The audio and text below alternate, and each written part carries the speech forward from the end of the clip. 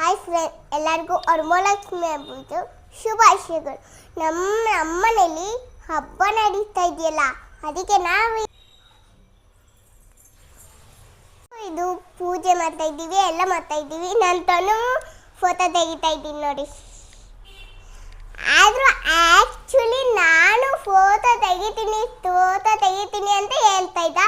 So ತೆಗಿ ಅಂತ ಹೇಳಿದೆ. ಇವಾಗ ತೆಗಿತಾ ಇದ್ದಾನೆ ದೇವ್ರದ್ದು ನಂದು.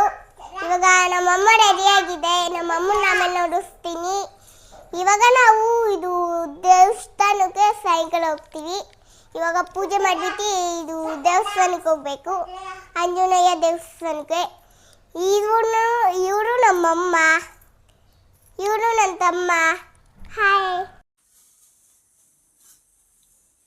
ನೋಡಿ, ನಮ್ಮ ಅಪ್ಪ ದುಡ್ಡಿಕ್ಕೈತೆ.